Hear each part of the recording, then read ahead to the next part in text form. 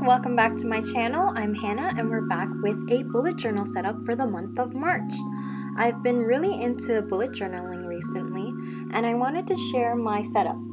I've also made a new Instagram where I will be sharing my bullet journal spreads, so definitely check that out. The link will be in the description box below. So here I've already sketched out everything in pencil. I'll be writing the word March in faux calligraphy. I've only started doing this a week ago, so I'm still practicing. After I outline the cursive, I'll add in where the thicker lines have to go. The thicker parts of the letter is any part where you're drawing downwards. I looked up faux calligraphy reference letters online to really help me with this practice. After drawing the outline for the thick parts of the letter, I will fill in the empty parts with ink. And here you have some faux calligraphy. Not the best though, still needs practice. For the cover page this month, I decided to add in a calendar this time. I didn't do this in the past since past covers had illustrations covering the whole page. Since the illustrations here take up only the bottom half, I thought might as well fill up the empty space and put in a nice calendar. There is a single box space between each letter and number of the month in this calendar. I decided to draw a bunch of 4-leaf clovers for the cover in honor of St. Patrick's Day on March 17th. It was only after filming this that I learned that St. Patrick's Day is associated with a 3-leaf clover, aka a shamrock. But hey, I learned something new. A 4-leaf clover is not a shamrock. Fun fact, a shamrock with 3 leaves stands for faith, hope, and love. The 4-leaf clover stands for all 3 of those things plus luck. I hope March is a lucky month for you. I was inspired by this picture I saw on the internet of pressed 4-leaf clovers. They varied in size and height, which led me to drawing something similar to that. I usually, out of habit, outline the illustration first before coloring it in, but this time I decided to color it in first, and I think it turned out a lot better in my opinion. Earlier, I was using a dual brush pen that I recently bought. I really like how they do not smudge. This mildliner highlighter I'm using now to color also does not smudge, which is a big relief for me. I used a different brand for coloring in my last Plan With Me video, and I was accidentally smudging the marker all over the page with my hand, and after that I was like, no, I'm not using this in my bullet journal again. I can't handle the smudging. A tip if you're using dual-sided markers like me, I would recommend using the thin side of the marker to outline the illustration first and then use the fuller side to color it in, unless it is a smaller illustration like those small 4-leaf clovers. Once everything is colored in, I outline it all in pen. I also added some more details on the leaves themselves afterwards, however this was not filmed on camera. This completes our cover page. This is the monthly spread for March. I will be attempting faux calligraphy once again, but with a pen this time. It definitely turned out a lot more smoother and sharper compared to the faux calligraphy on the cover page when I used the dual marker. Here I am doing the same process as before. With the green mildliner, I use the small tip to color in the small 4-leaf clovers where the dates will be written in. I went crazy drawing 4-leaf clovers, as you can tell from this video. However, I do feel like this kind of makes the calendar look a lot more nicer. I filled in the empty space with some more 4-leaf clovers and colored them in.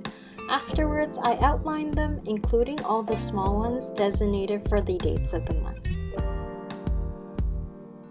Then I write in the dates. However, the 4-leaf clovers should have been drawn a bit bigger since the dates had to be written in quite small.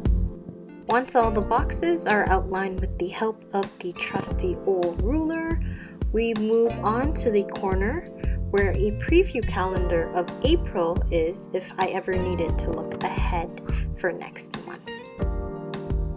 I'm now highlighting the top row of each side box. These will be designated to goals, events, notes, and highlights. It's up to you what sizes to make them. For example, if you know you have a lot of events, make sure to make the event box bigger. I knew I wasn't going to have a lot of events based on my year at a glance section of my journal, so I kept it small this month. This wraps up our monthly spread for March, and now on to our March playlist. For this month's playlist, I wanted to do something more drawing-wise. If you're interested in a more minimalistic playlist, definitely check out the playlist from my February bullet journal setup video. It's a lot more simple and easy to do compared to this one. For March, I wanted to do something related to vinyl records, and this is how this design came to be. I also went about making sure that there were some empty spaces left behind in the drawing to write the name of the song and the artist of the month, since this is a playlist page. Looking at this now, it shouldn't be too hard to do since it mainly consists of rectangles, squares, and circles.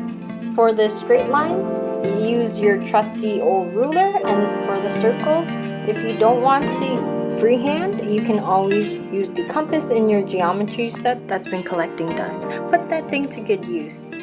If you're interested in my dimensions for this drawing, the dimensions of the rectangular shelf are 33 by 10. The small squares of the shelf are each 7 by 8. Additionally, the vinyl album covers on the right side of the page are all 6 by 6.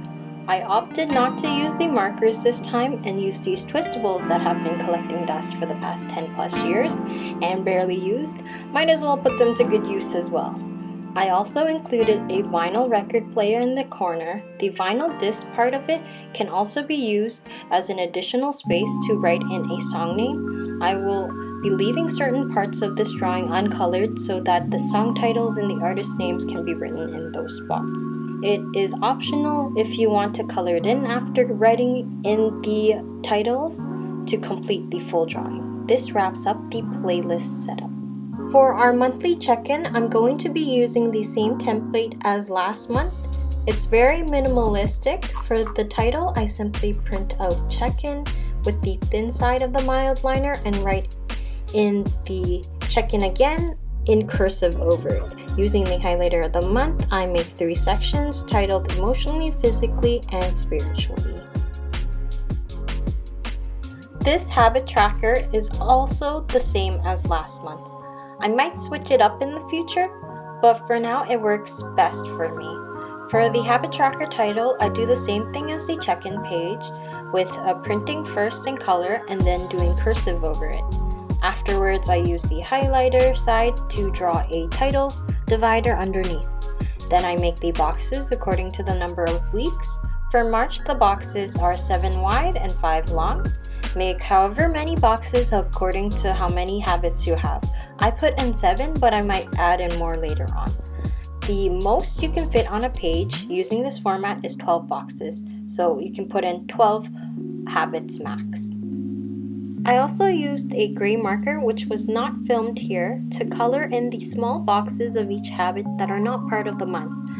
Under each box, you can write how many times a week you want to do the activity for, or any details you wish. Lastly, I highlight the top of each box, and this is where I'll be writing in my habits. Lastly, I will be designating one page for my brain dump, which is basically a notes page. This is to keep all your thoughts in one place. I used to write random notes on any sheet of paper nearby, but now I just refer to this. This will be the last section of the March setup. I may or may not post a separate video with my weekly spreads for March. We'll have to see. If that's something that interests you, please comment down below and let me know. If you enjoyed this video, don't forget to like and subscribe to the channel. Thank you so much for reaching the end of the video. Hope you have a wonderful day.